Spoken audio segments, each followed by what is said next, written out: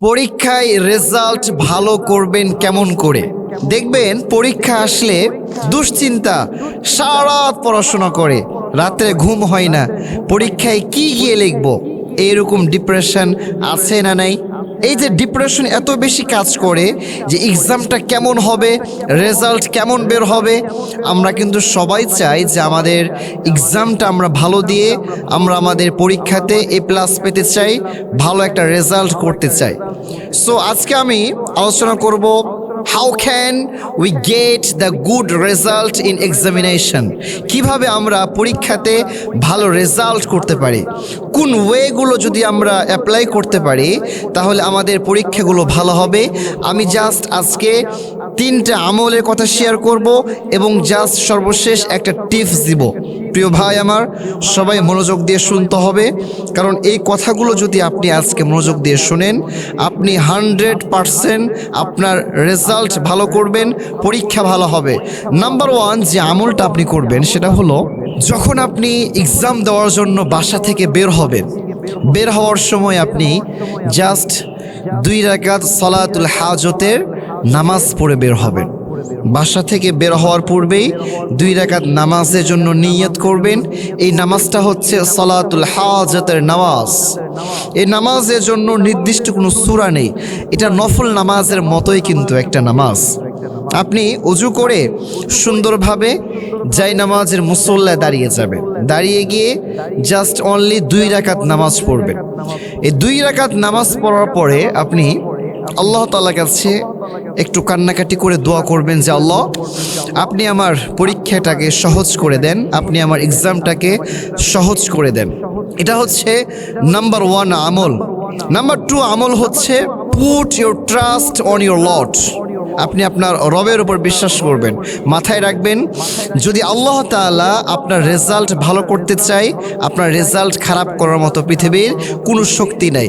আর আল্লাহ তাআলা যদি আপনাকে সাহায্য না করে, তাহলে পৃথিবীর কোনো ওয়ে নাই যেটাতে আপনি আপনার এক্সামটাকে ভালো করতে পারবেন। এই জন্য 2 নাম্বার যে কাজ করবেন সেটা হলো আল্লাহ তাআলার উপরে ভরসা রাখবেন। Put your trust on your Lord. আপনি আপনার রবের উপরে ভরসা রাখবেন। 3 নাম্বার যে আমলটা করবেন, হলে ঢোকার পরে কথা বলবেন না, কথা না বলে আপনি একটা দোয়া বেশি বেশি পড়বেন। সে দোয়াটা হলো রব্বি জিদেনি ইলমা, রব্বি জিদেনি ইলমা। এর মানে হলো, হে আমার রব, আপনি আমার জ্ঞানকে বাড়িয়ে দেন, আপনি আমার স্মরণশক্তি বৃদ্ধি করে দেন। এই দোয়াটা যখন আপনি পড়বেন, তখন আপনি এক্সাম দেওয়ার সময় আপনার যে এক্সামের কঠিন বিষয়গুলো আসবে, আল্লাহ তাআলা এগুলো আপনার জন্য সহজ করে দিবেন। এবং 4 নাম্বার যে আপনি আমলটা করবেন সেটা হলো বেশি বেশি দুরূদ শরীফ পড়বেন। আল্লাহুম্মা সাল্লি আলা মুহাম্মাদ, আল্লাহুম্মা সাল্লি আলা মুহাম্মাদ। সব থেকে সংক্ষিপ্ত অন্তত এইটুকু পড়বেন যে আল্লাহুম্মা সাল্লি আলা মুহাম্মাদ। আপনি দুরূদটা বেশি বেশি পড়বেন, কারণ যখন কোনো বান্দা নবীজির উপর দুরূদ পড়ে, তখন আল্লাহ তাআলা তার নবীজির ওসিলা করে, তার পেয়ারা দোস্তের ওসিলা করে হলেও আল্লাহ তাআলা বান্দার জন্য ওই জিনিসটাকে সহজ করে দেন। সুবহানাল্লাহ পড়েন। আপনি দুরূদের আমলটা করবেন, দেখবেন যদি এমন কোনো বিষয়ও এসে থাকে যেটা আপনি পড়েন নাই, দেখবেন আল্লাহ তাআলা এমন গায়েবীভাবে আপনাকে সাহায্য করবে যেটা আপনি কল্পনাও করতে পারবেন না। সুবহানাল্লাহ পড়েন। এবং সর্বশেষ যে টিপসটা কথা আমি আজকে আপনাদের কাছে শেয়ার করব, খুব গুরুত্বপূর্ণ টিপস, আমি নিজেই অ্যাপ্লাই করেছি, আমি এরপরে আপনাদেরকে বলছি। প্রিয় ভাই আমার, খুব ভালো হবে, শুনতে হবে আমাকে। Please listen to me with your full concentration. রাত্রিবেলা অত বেশি পড়ালেখা করা যাবে না। আমার নিজের কথাই বলি, আমি যখন কাফিয়াতে পড়াশোনা করি সে বছর আলহামদুলিল্লাহ সবার থেকে আমার বেশি নাম্বার ছিল, আলহামদুলিল্লাহ।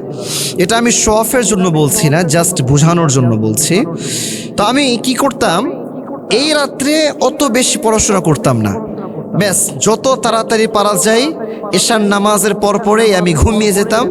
আর ওই রাত্রে, শেষ রাত্রে আমি তাড়াতাড়ি উঠে যেতাম, উঠে গিয়ে 2 রাকাত পারি, 4 রাকাত পারি, সলাতুত তাহাজ্জুদের নামাজ পড়তাম, আল্লাহ তাআলার কাছে দোয়া করতাম, এবং দোয়া করে আমি ওই রাত্রে পড়তে বসে যাইতাম। দেখা যায় যে শেষ রাত্রে আপনি যা পড়বেন অল্প পড়বেন, কিন্তু এটাই আপনার বেশি স্মরণ থাকবে, এটা আপনার বেশি কাজে লাগবে। সারা রাত পড়ে যা না লাভ আছে, আপনি ওই রাত্রে একটু আগে আগে উঠে যাবেন, দেখবেন আল্লাহ তাআলা আপনার জন্য পড়াটাকে সহজ করে দিবেন। আপনি যা পড়বেন আপনার সবগুলোই মনে থাকবে। আমি দোয়া করি আল্লাহ তাআলা প্রত্যেকটা পরীক্ষার্থীদের রেজাল্টগুলো ভালো করার এবং তাদের পরীক্ষা যেন ভালো হয় সে তৌফিক দান করুন। সকলে পড়ছি আমিন।